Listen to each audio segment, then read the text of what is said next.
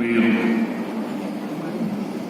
أشهد أن لا إله إلا الله وأشهد أن محمدا رسول الله اللهم صل وسلم وبارك على محمد وعلى آله وصحبه أجمعين أما بعد رضيت بالله ربا وبالإسلام دينا وبمحمد نبيا ورسولا ربي زدني علما warzuqni fahma amin. Yang saya hormati para sesepuh, bini sepuh Muhammadiyah dan Aisyah Kabupaten Sleman, yang saya hormati Bupati beserta jajaran Forum Komunikasi Pimpinan Daerah Kabupaten Sleman,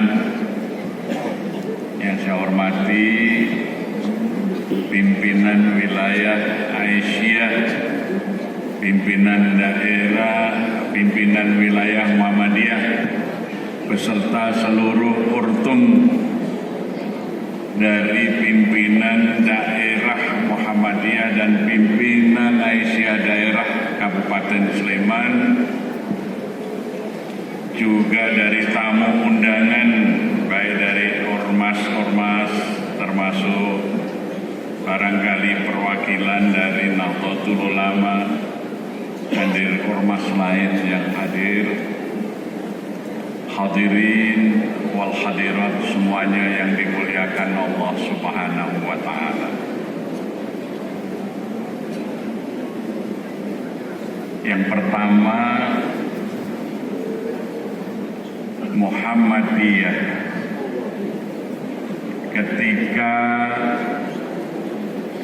didirikan oleh Kiai Haji Ahmad Dahlan ditandai dengan penyerahan anggaran dasar dan anggaran rumah tangga Muhammadiyah pada tanggal 18 November 1912 oleh Hofbestir, pengurus pusat Muhammadiyah waktu itu, kepada Residen Daerah Istimewa Yogyakarta. Waktu itu belum Daerah Istimewa Yogyakarta, disebut Residen Ngayogyakarta, Lunsin Adam. Di situ dicantumkan cita-cita Muhammadiyah. Apa cita-cita Muhammadiyah? Cita-cita Muhammadiyah itu adalah menggapai surga Jannatun Naim yang berlimpah-limpah rahman dan rahim Allah, sehingga terbentuk masyarakat baldatun thayyibatun wa rabbun ghafur. Jadi kita bermuhammadiyah itu karena ingin masuk surga. Jadi berhasil atau tidaknya cita-cita Muhammadiyah itu nanti diukur seberapa banyak warga Muhammadiyah yang berhasil masuk surga Jannatun Naim.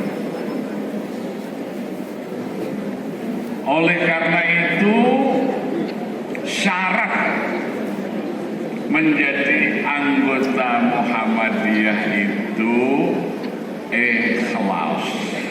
Apa? Ikhlas.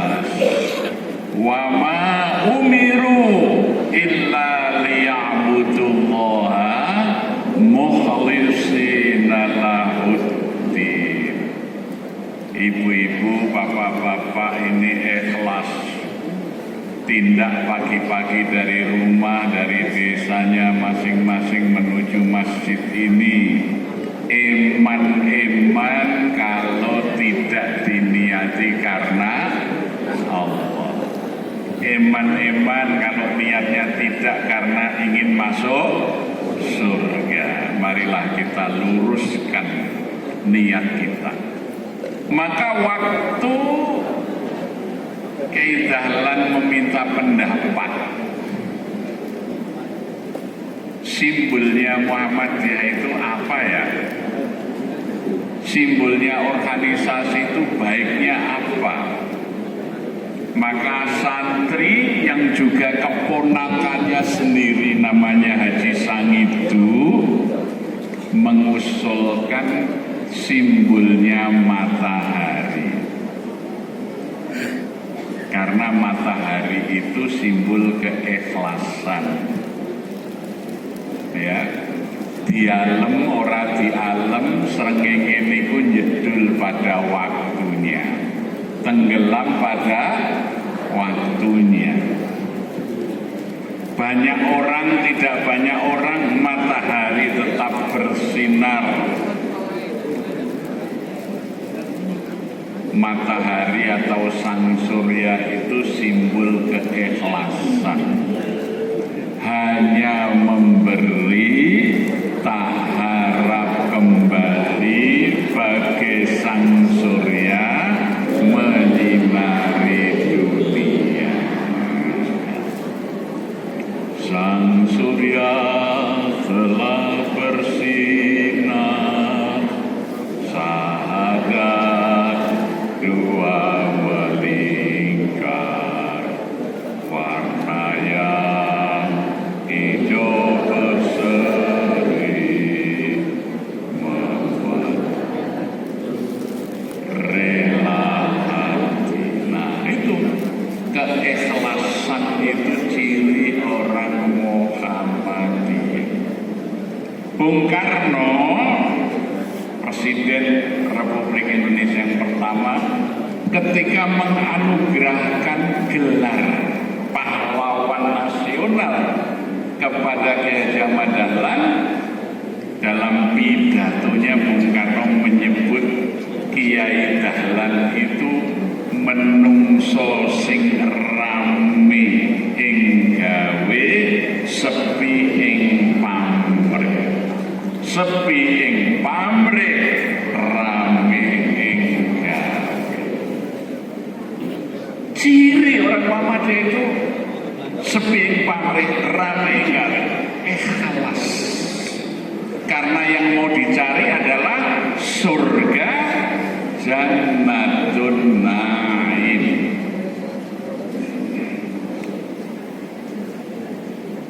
Kader Muhammadiyah,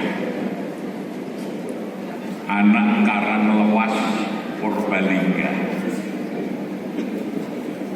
sekolah guru agama Muhammadiyah di Banjarnegara, aktif di gerakan Hizbul Wathon Muhammadiyah, namanya Sudirman. Lulus sekolah guru agama Muhammadiyah di Banjarnegara, kemudian menjadi guru agama di Keroyang. Ketika datang tentara pendudukan,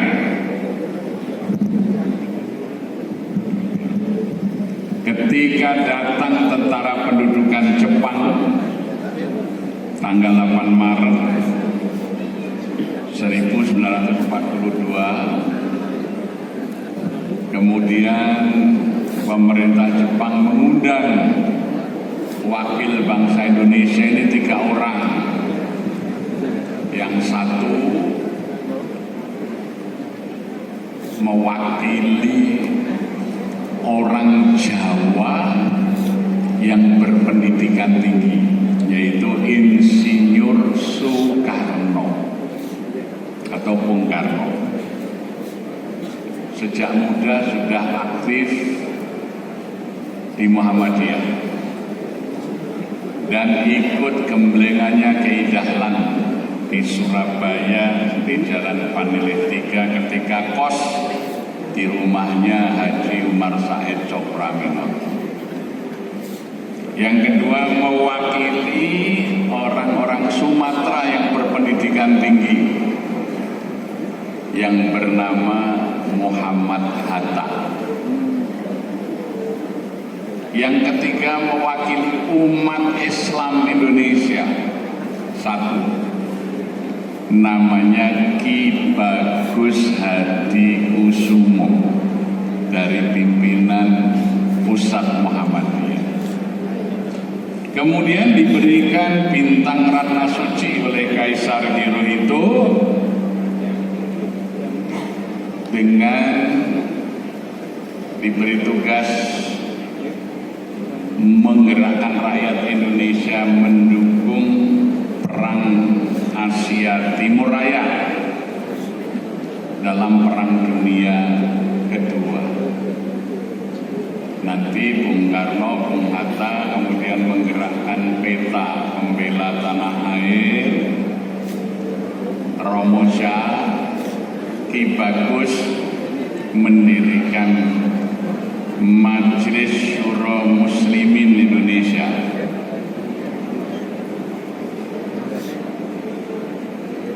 Kemudian ada tadi guru agama lulusan sekolah guru agama Muhammadiyah di Banjarnegara yang namanya Sudirman, aktif di Kepanduan Hizbul Waton. Karena pengalaman kepemimpinannya diangkat dari Danco, dari komandan pembela tanah air.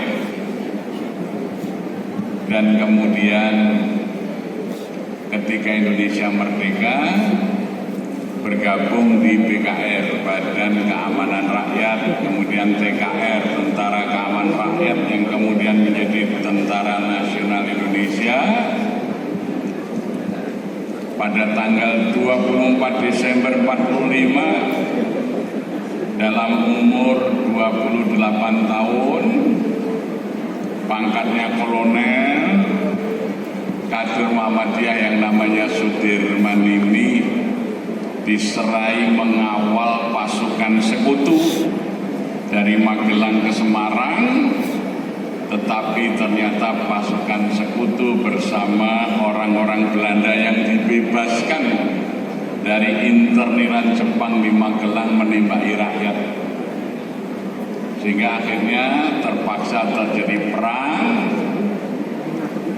Pak Dirman dengan strategi supir kurang bisa menghancurkan tentara sekutu di Perang Palagan Ambarawa tanggal 24 Desember 45. Karena sukses bisa mengalahkan tentara sekutu Amerika, Inggris, Belanda, dan negara-negara yang bergabung dengan sekutu bisa dikalahkan. Maka ketika pemilihan Panglima TNI, Sudirman ini terpilih jadi Panglima Besar. Waktu itu pangkatnya kolonel, umurnya 28 tahun. Akhirnya karena menang pemilihan sebagai Panglima, memimpin para jenderal, karena jenderal-jenderalnya kalah dalam pemilihan itu, maka Pak Dirman langsung dinaikkan pangkatnya menjadi jenderal bintang 4 dalam umur 28 tahun. Sampai sekarang belum ada umur 28 tahun jenderal di Indonesia. Baru kader Muhammadiyah yang bernama Sudirman itu.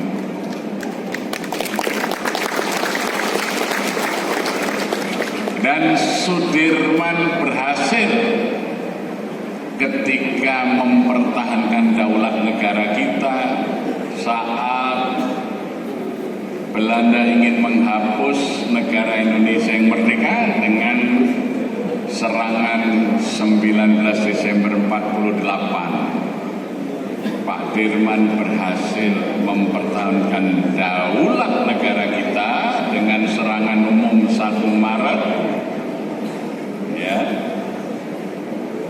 yang panglima operasinya seorang Letnan Kolonel Overste, didikan SMP Muhammadiyah di Wonogiri, namanya Soeharto dari Kemusuk Argomulyo. Ya, ini 2 figur kader Muhammadiyah di TNI. Karena keikhlasannya, karena semboyannya Pak Dirman itu, cukuplah kita para pemimpin saja yang menderita. Rakyat tidak boleh menderita. Ada nggak pemimpin hari ini yang seperti itu?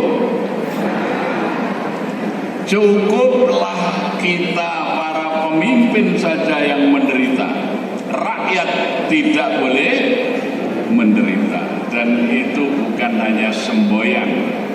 Pak Dirman itu dengan separuh-paru memimpin gerilya naik turun gunung, dari Gunung Kidul sampai ke Pacitan, sampai ke Kediri, dikejar-kejar, dibunuh oleh musuh.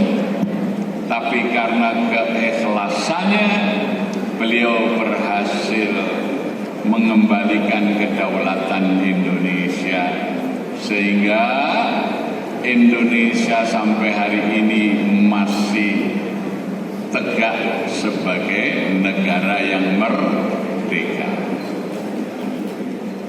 Nah, tidak hanya itu, keikhlasan Muhammadiyah ini juga masih didapati di Desa Gantung di Belitung Timur sana, Bangka Belitung, Sumatera. Ada sekolah Muhammadiyah tahun 81 mau ditutup karena sekolahnya kayak kandang kambing mau roboh. Muridnya cuma 9 orang. Kalau tahun ajaran itu tidak dapat 10, sekolahnya mau dibubarkan. Kepala SD-nya namanya Pak Harfan ini didatangi oleh kepala dinas, diminta, Pak, sudahlah SD Muhammadiyah ini ditutup saja. Bapak saya pindah jadi guru di SD Timah, di SD milik PN Timah, gajinya banyak. Ngapain Bapak ngurusin sekolah Muhammadiyah yang seperti ini? Apa kata kepala sekolahnya itu yang namanya Pak Harfan itu? Kami di Muhammadiyah dididik untuk memberi, tidak dididik untuk menerima. Ya. Didampingi guru, seorang aktivis Aisyah namanya Bu Muslimah. Honornya tidak cukup untuk beli bedak. Sampai kalau ngajar itu bedaannya cuma bekas kapur penghapus itu untuk bedak. Tapi sekolah itu sekarang terkenal di seluruh dunia karena murid-muridnya sukses hebat, sampai menulis Laskar Pelangi yang kisah SD Muhammadiyah ini ditulis dalam 70 bahasa. Ya. Jadi warga Muhammadiyah itu harus belajar ikhlas terus. Tahun 1921 pemerintah Belanda mengeluarkan ordonansi sekolah liar. Sekolah-sekolah Muhammadiyah diancam tidak akan mendapat subsidi dari pemerintah Belanda karena mengajarkan tentang ilmu bumi Indonesia dan bahasa Indonesia. Tapi Kiai Dahlan bertahan, tidak disubsidi, tidak apa-apa. Warga Muhammadiyah akan mandiri. Ternyata apa, Bu? 3 bulan guru-guru sekolah Muhammadiyah belum gajian. Karena kontribusi anggota Muhammadiyah tidak banyak yang masuk.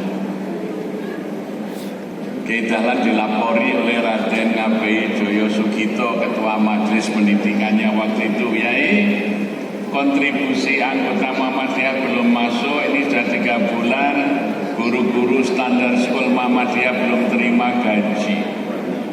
Apa yang dilakukan oleh Kiai Dahlan? Pergi pasang iklan di koran, kemudian duduk kentongan di rumah, orang pada datang. Kiai Dahlan menawarkan tempat tidurnya, jamnya, meja kursi, sijennya itu dijual, dilelang.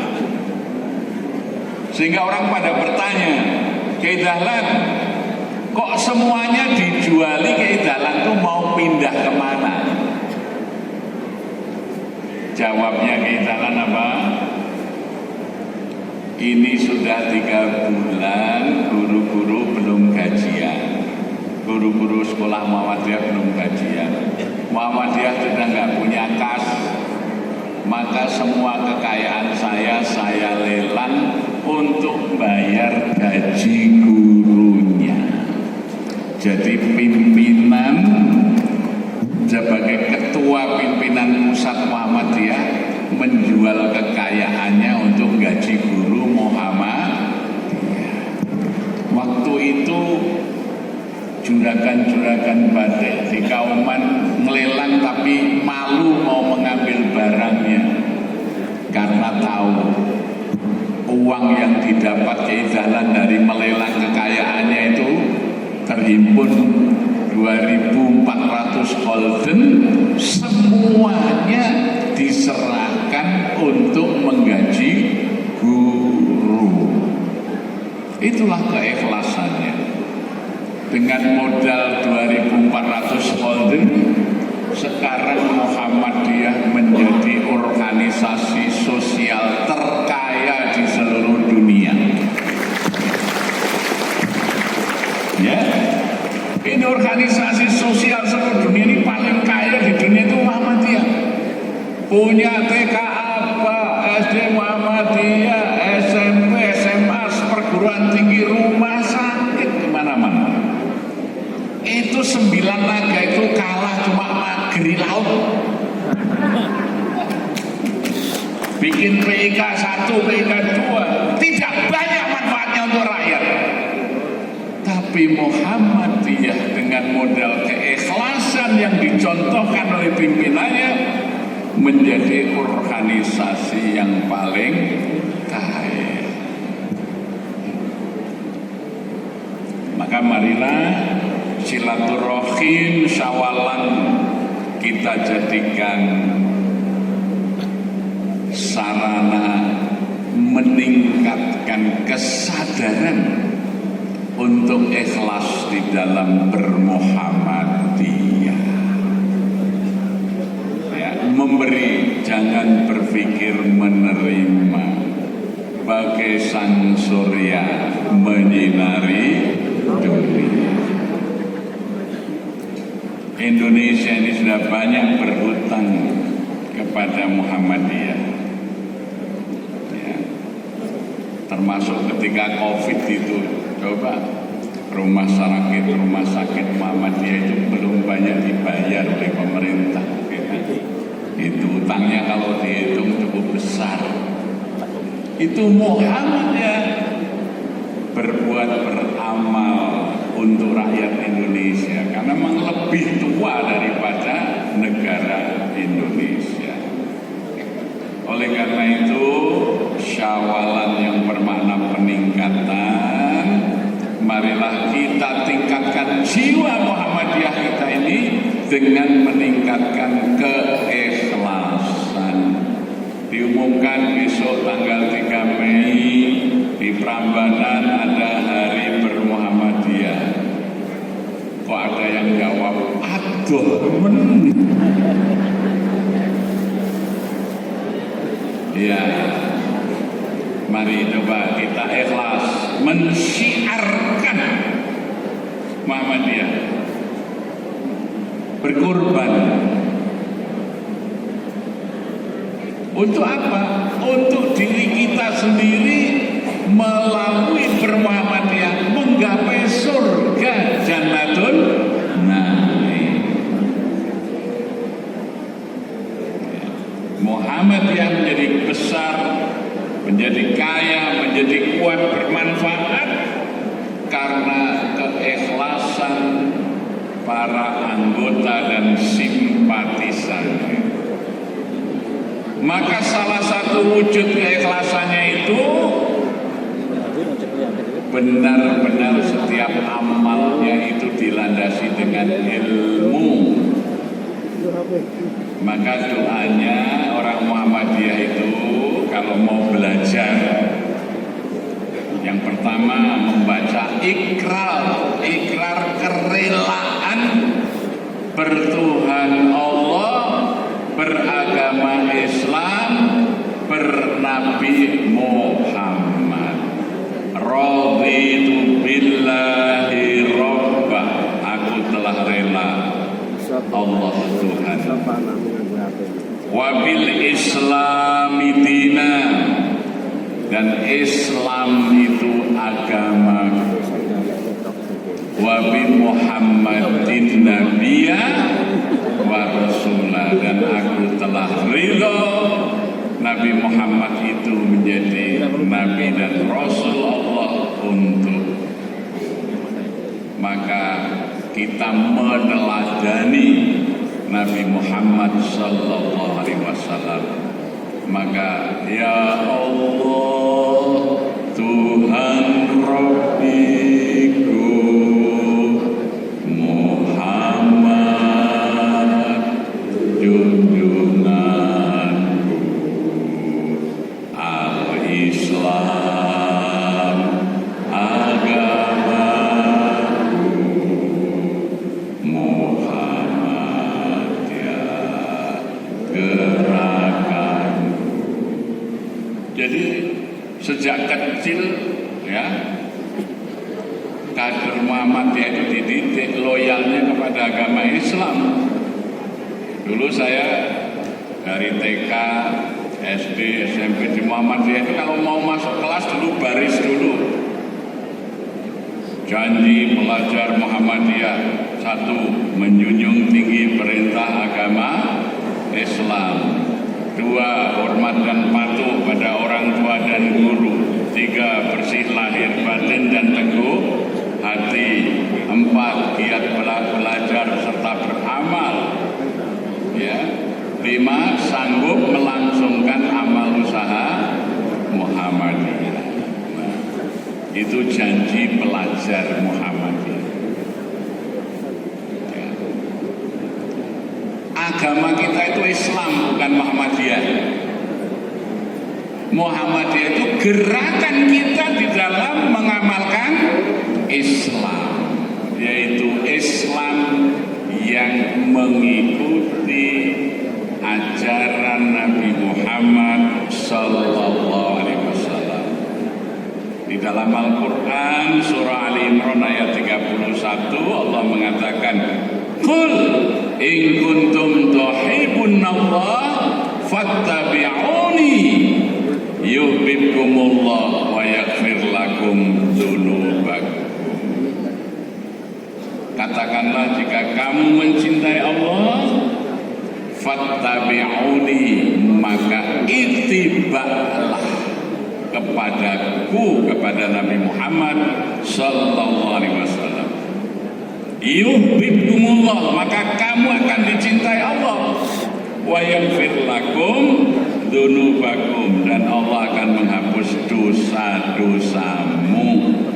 Jadi bermuhammadiyah itu hidup kita mencoba ittiba kepada Nabi Muhammad sallallahu alaihi wasallam agar kita dicintai Allah dan dihapuskan dosa kita. Maka hidupnya orang Muhammadiyah adalah ittiba, ya, ittiba, mengikuti Nabi dengan ilmu, tidak taklid, tidak ikut-ikutan.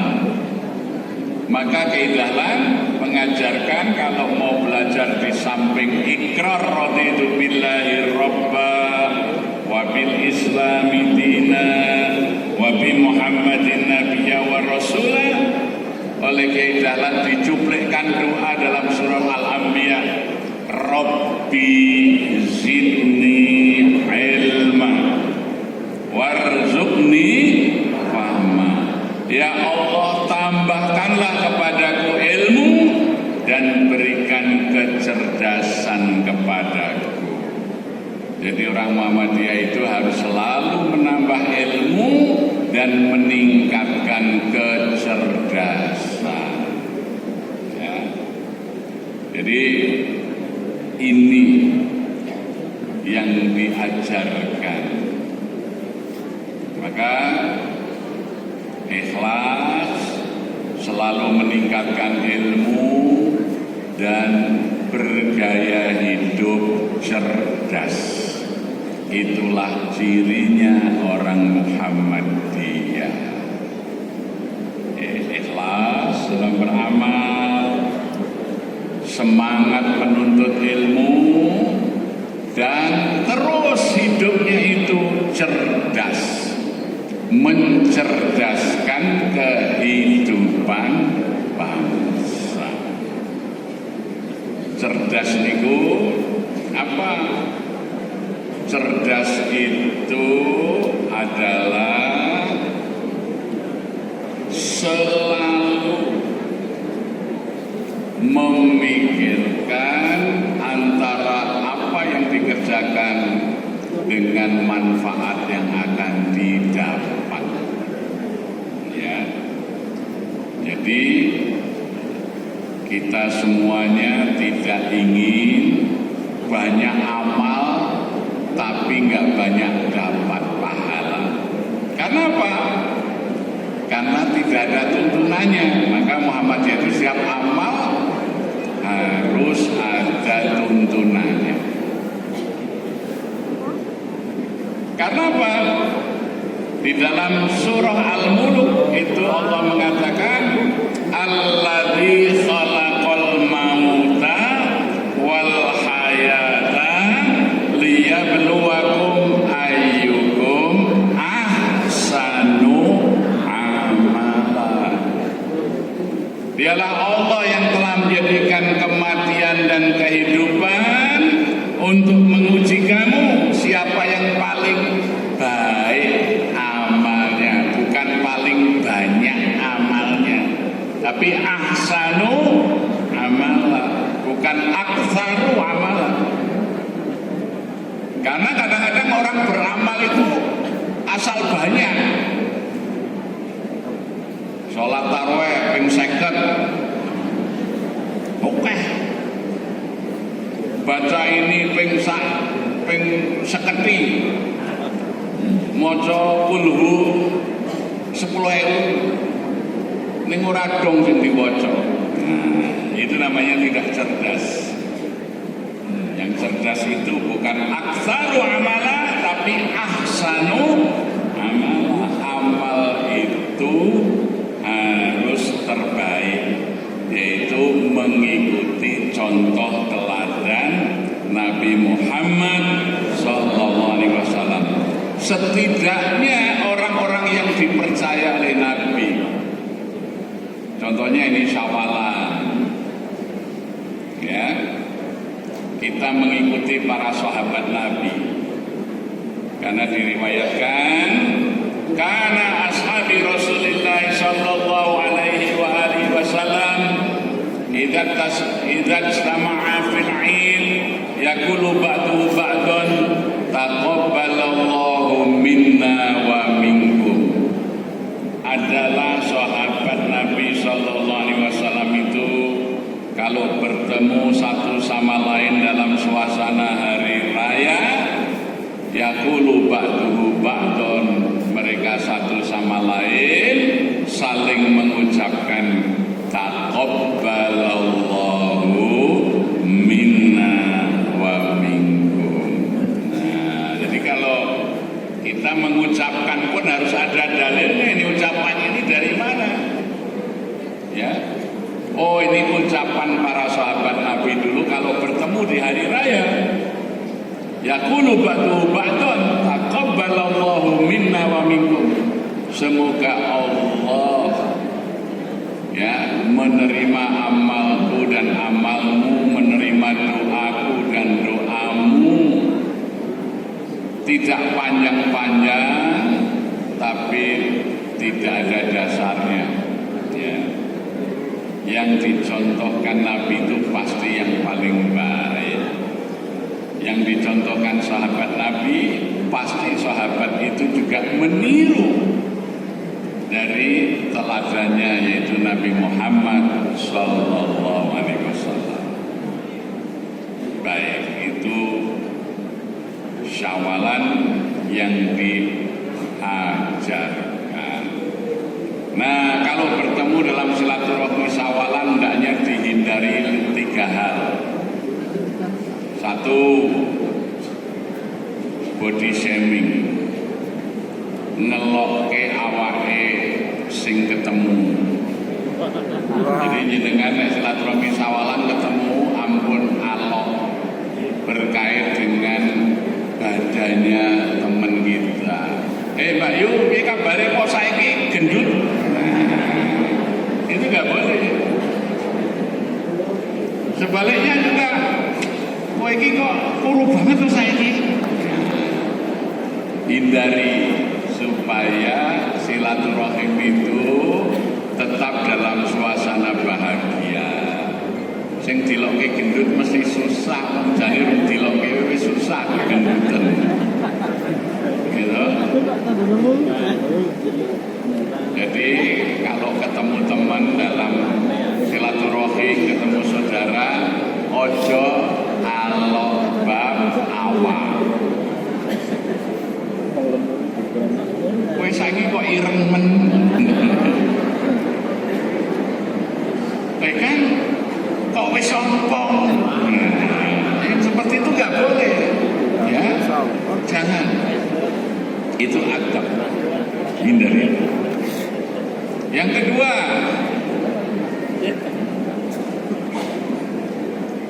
jangan membicarakan capaian-capaian duniawi. Alhamdulillah Kang, anakku wis doktor saiki. Gitu ya. Alhamdulillah anakku wis mentas kabeh gitu ya. Nah. Ya. Kemudian jangan bertanya pencapaian orang lain. Ketemu ini aktivis NA, Mbak, endi undangane wis tak tunggu-tunggu kok rong nikah-nikah. Padahal ya wis susah golek jodoh ya nyuwun diparingi, angger ketemu ditakoni, kowe iki nikahe kapan? Saking jengkele le jawab, lah budhe le sedo kapan? Lah mbok diprihatinke digolekke jodoh apa piye ora ditakoni. Gitu ora ditakoni, kapan nikah? Kancamu wis do nikah kabeh, anak itu kowe kok durung. Lah niku nek saking jengkele le jawab, lah budhe niku le sedo kapan kancane nggih pun. Nah itu jangan dilakukan. Nggih. Niku marake orang enak-enaki ledo silaturahim.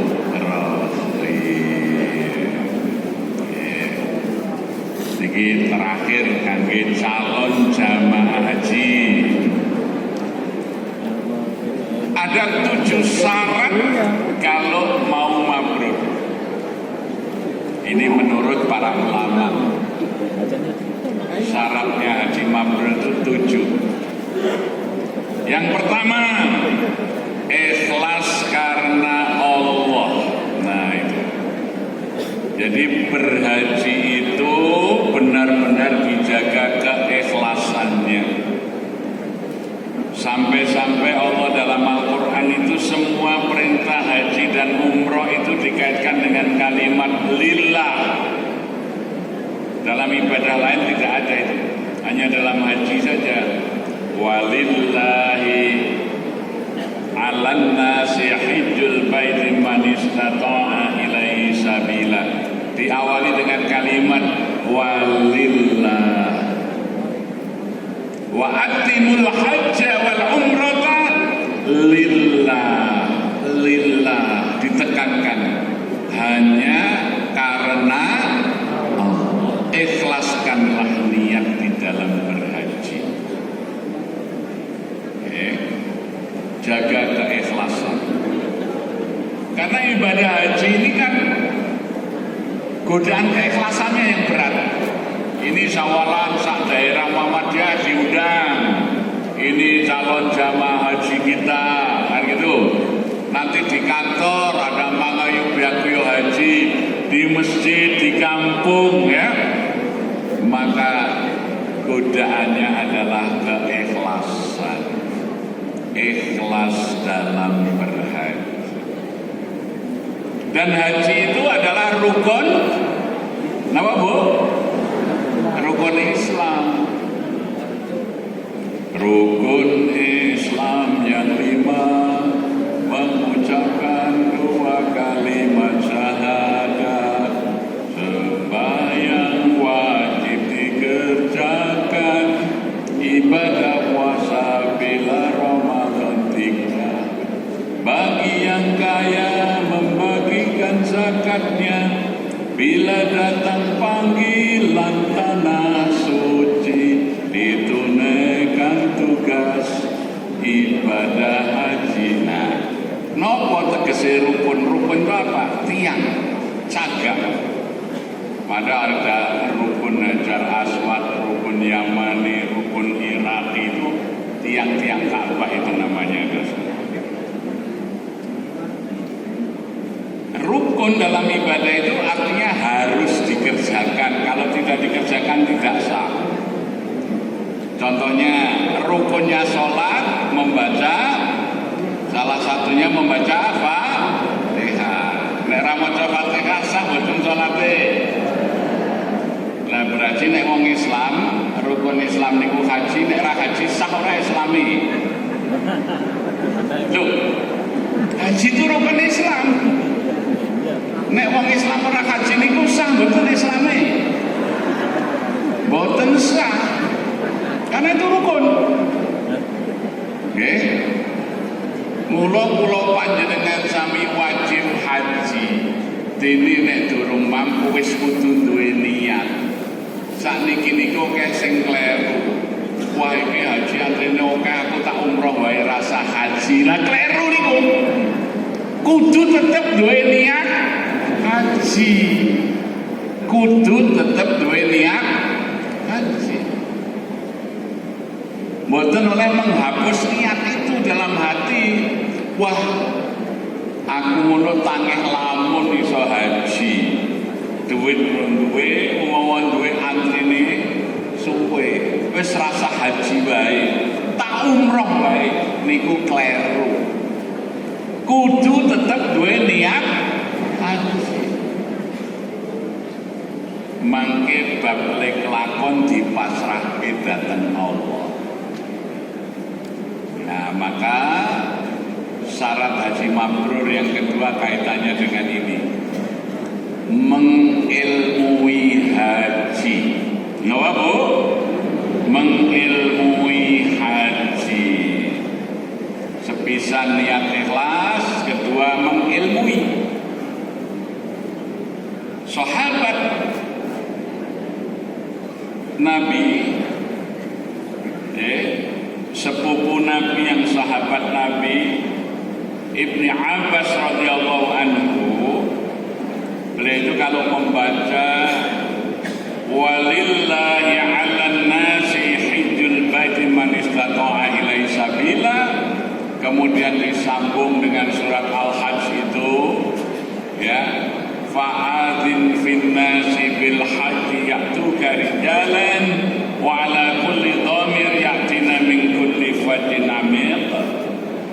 niku sahabat Ibni Abbas nek maos dibaca mat, dipanjangkan, bukan fa'adhin finnas, tapi versinya Sayyidina Ibni Abbas fa'adhin finnas, dibaca dengan mat, dipanjangkan.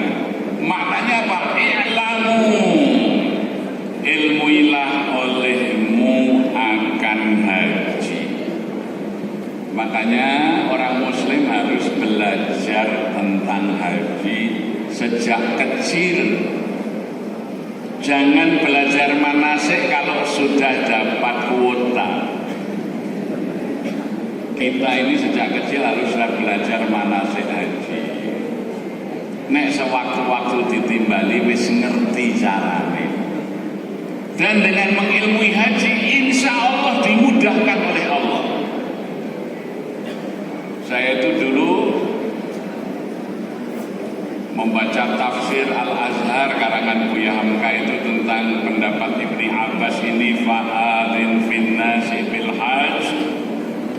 Saya waktu itu masih SMA kelas 2. Terus saya praktekkan, saya sinau manasik. Satu hari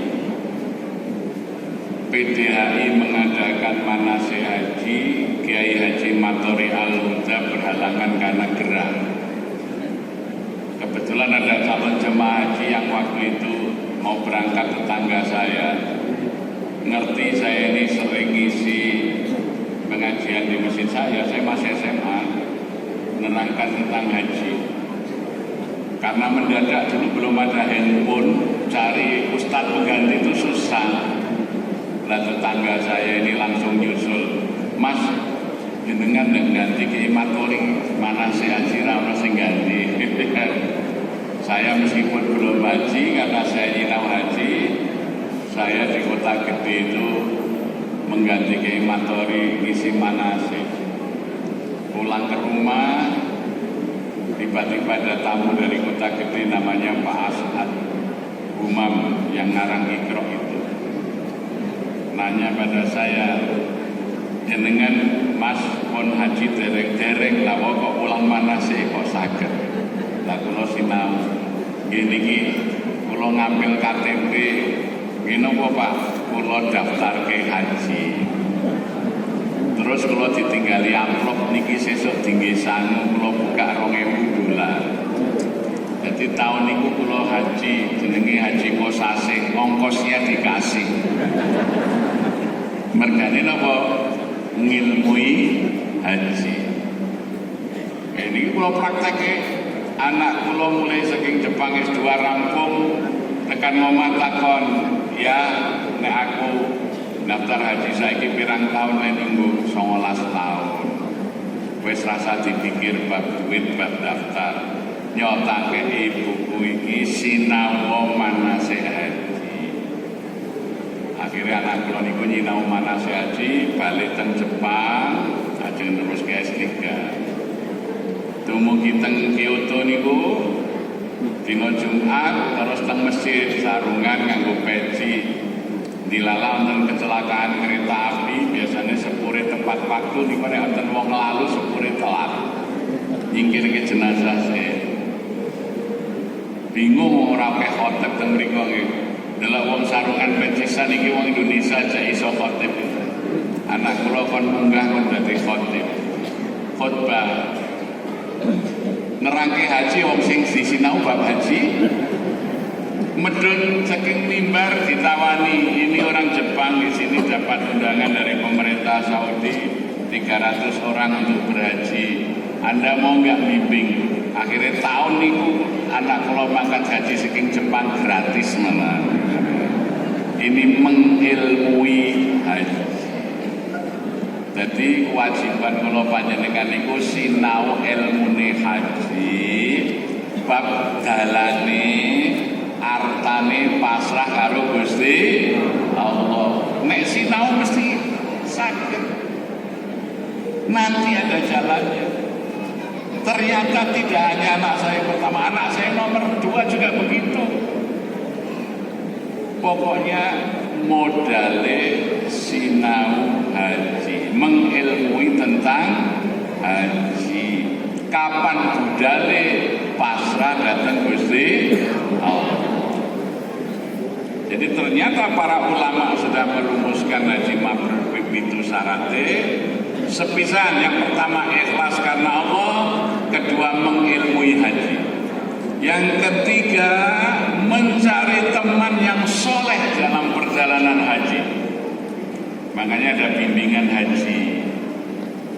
Nek orang mau bimbingan kowe entuk kanca ming tukang blonjo. Ora tawaf ning Ka'bah, tawafe ning mall. Haji kok ming haji ruwet, ming turu karo ngliwet. Kancane do jamaah ganjaran 100.000, wis kono do ning masjid tak nunggu kamar karo ngliwet. Sebab ngantuk, ming turu karo ngliwet dadi haji ruwet. Haji ini ming turu karo ngliwet, mulai haji dadi tomat. Mangkate tobat mulai kumat. Jadi yang ketiga adalah mencari teman perjalanan yang soleh. Yang keempat, tidak maksiat dalam haji. Maksiatnya haji itu tiga. Faman faradha fihinnal hajja fala rafasa wala fusuqa wala jidala fil hajj. Jangan rofas, ojo saru, ojo fusuk, golim, menyalahi orang, dan jangan senang bertengkar, berdebat. Dalam haji itu hindari pertengkaran, perdebatan. Yang kelima, syarat haji yang mabrur meningkatkan iman, ilmu, dan amal. Makanya dengan bimbingan haji di Asia itu, ya setiap waktu kosong ngumpul ngaji. Sing mangkat haji rung iso ngaji diulang ngaji. Sing wis iso ngaji karo tadarus dibenerke tafsir bacaannya, diajari tafsirnya. Jadi perjalanan haji itu sekaligus meningkatkan imannya, meningkatkan ilmunya, dan meningkatkan amalnya. Yang keenam, hifdzil lisan wa it'amut ta'am, menjaga lisan dan senang memberi makan. Jadi nek haji niku sanune dipujuli, tinggu traktir koncone, ojo malah njaluk ditraktir. Karena amalan yang baik dalam haji itu it'amut ta'am. Tapi kok kata sedekah orang bagi-bagi makanan. Itu. Jadi memberi makan itu salah satu alamatnya orang yang mabrur hajinya, itu hifdzil lisan wa it'amut ta'am, bisa menjaga lisannya dan senang memberi makan. Arep budal haji ngundang tonggone disuguh dijagar kembul. Dan itu seluruh pembelanjaan dalam haji itu insya Allah akan diganti oleh Allah. Maka Nabi kalau mendoakan orang yang mau berhaji ucapannya, ya apa? Ucapan Nabi, ya ucapan Nabi pada orang-orang yang mau berangkat haji, ya, supaya orang yang berangkat haji itu dijaga oleh Allah. Fi hifdzillah, semoga engkau dalam penjagaan Allah. Wa kana fi, dan engkau dicukupkan dalam perjalanan. Ya. Wa zawadaqallahu taqwa, dan berbekalah kamu dengan takwa. Dan Nabi kemudian, ya, juga wa ahlafa nafaqatak. Semoga Allah mengganti seluruh biaya pembelanjaan. Diganti dijoli dening Allah, biaya-biaya pengeluaran dalam haji itu nanti diganti oleh Allah. Wa wajjahaka bil khairi aina ma kunta, dan kamu hanya bertemu dengan yang baik-baik selama dan di mana saja kamu berada. Fi hifdzillah wa kana fi wa zawataqallahu taqwa wa ghafara dzambak wa wajjahaka lil khairi aina ma kunta. Ya. Jangan khawatir, semua uang belanja, uang pengeluaran berhaji itu nanti akan digantikan oleh Allah Subhanahu wa ta'ala. Yang terakhir, syarat haji mabrur itu warok, yaitu membelakangkan dunia, mengedepankan akhirat. Makanya doa orang yang berhaji itu 3. Rabbana atina fid dunya hasanah wa fil akhirati hasanah wa qina adzabannar. Dunianya satu saja mintanya, Rabbana atina fid dunya hasanah.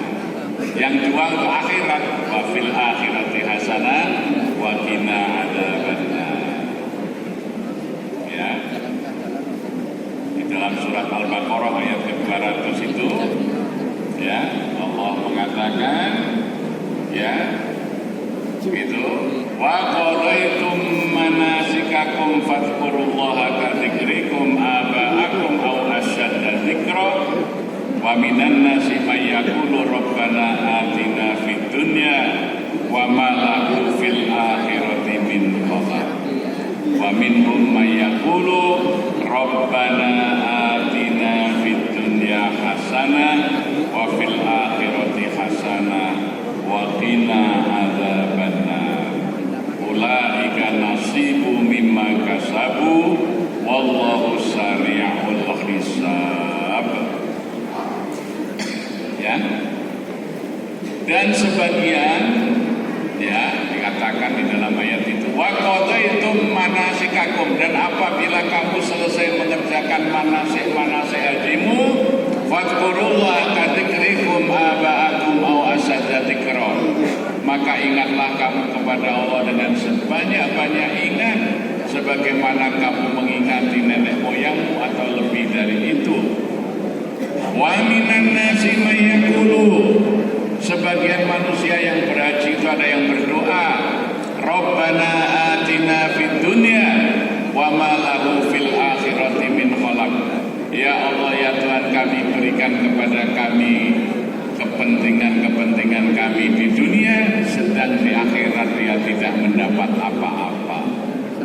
Karena orang yang berhaji itu doanya makbul, minta kaya, minta macam-macam, itu Allah mengabulkan.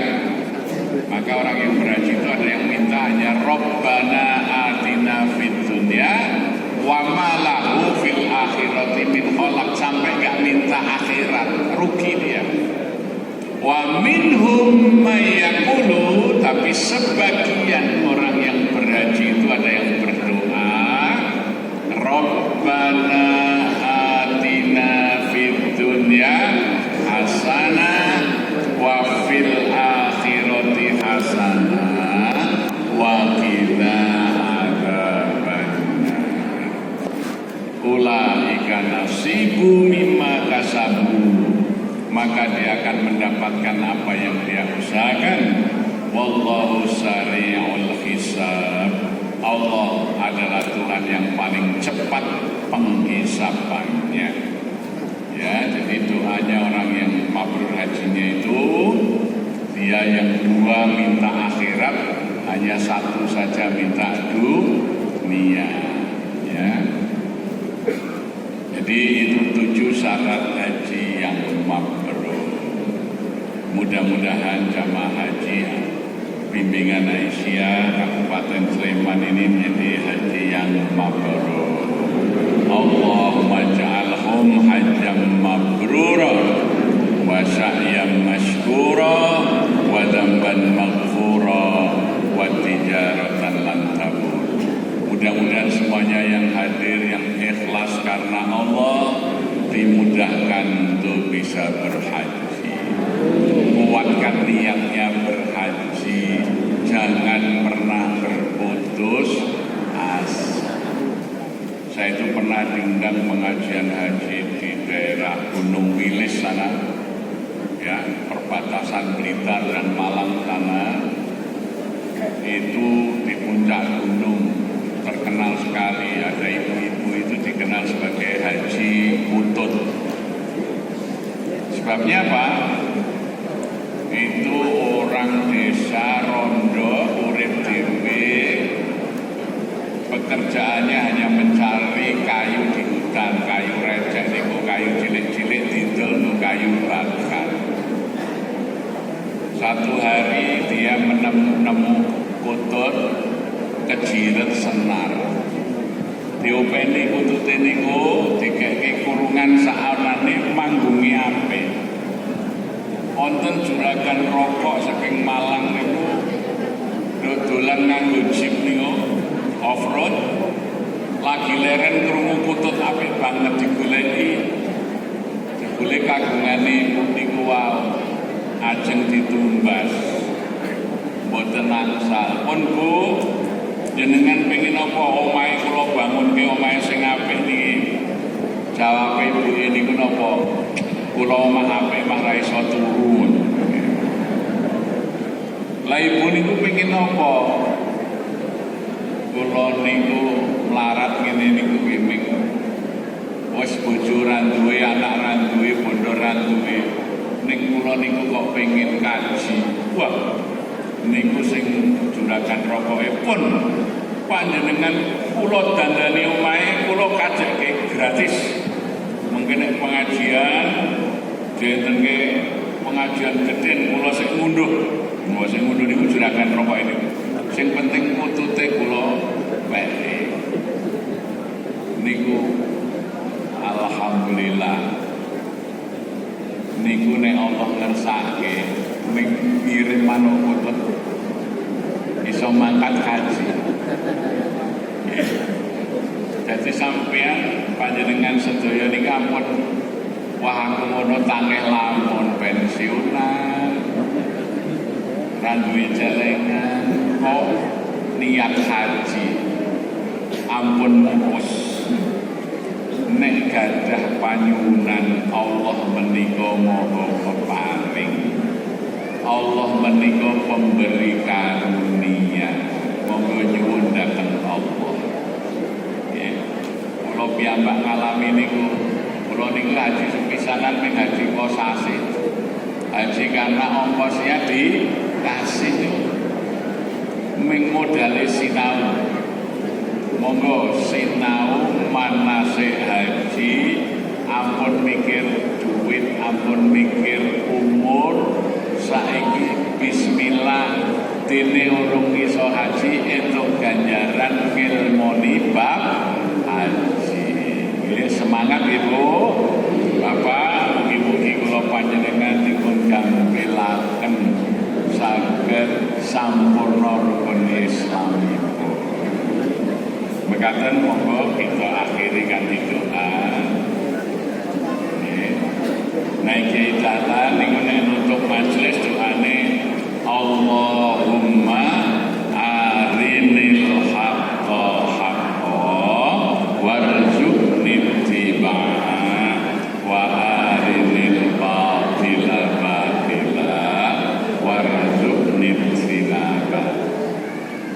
Mangke saderenge bibar nggih ngikuti sunah para sahabat ugi maos surah wal asri. Nah niku dipraktekke kali kita lan niku nek bar majelis bar Allahumma arinil haqqa mangke maca wal asri innal insana lafi khusr. Monggo ngleburaken donga sesarengan. Bismillahirrahmanirrahim. Alhamdulillahirabbil alamin. Allahumma shalli wa sallim wa barik ala sayyidina Muhammadin wa ala alihi wa sahbihi ajma'in. Allahumma inna nas'aluka bi anna nashhadu annaka antallah la ilaha illa antal ahadus samad alladzi lam yalid wa lam yulad wa lam yakul lahu kufuwan ahad. Allahumma ighfir lil mu'minina wal mu'minat wal muslimina wal muslimat al ahya'i minhum wal amwat innaka sami'un qaribun mujibud da'wat. Allahumma a'inna ala dzikrika wa syukrika wa husni ibadatik. Rabbana ighfir lana wa liwalidina warhamhum kama rabbawna shighara. Rabbana hab lana min azwajina wa dhurriyyatina qurrata a'yunin waj'alna lil muttaqina imama. Allahumma inna nas'aluka al-huda wat-tuqa wal-'afafa wal-ghina. Allahumma inna nas'aluka 'ilman nafi'a wa rizqan wasi'a wa shifaa'an min kulli da'in wa saqam. Allahumma taqabbal minna siyamana wa qiyamana wa qira'atana wa zakatana wa sujudana wa ruku'ana. Rabbana innaka antat tawwabur rahim. Allahumma arinal haqqa haqqa warzuqna ittiba'ah wa arinal batila batila warzuqna ijtinaba. Rabbana atina fid dunya hasanah wa fil akhirati hasanah wa qina adzabannar wa adkhilnal jannata ma'al abrar ya aziz ya ghaffar ya rabbal alamin. Allahumma ij'alhum hajjana hajjan mabrura wa sa'yana sa'yan mashkura wa dhanbana dhanban maghfura wa tijaratana tijaratan lan tabur. Rabbana innaka antat tawwabur rahim wa tub alaina innaka antat tawwabur rahim. Bismillahirrahmanirrahim. Wal 'asri innal insana lafi khusr illa alladziina amanu wa 'amilus shalihati wa tawassaw bil haqqi wa tawassaw bis sabr.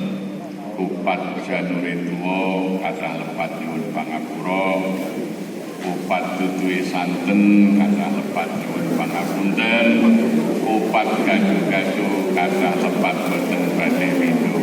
Assalamualaikum warahmatullahi wabarakatuh.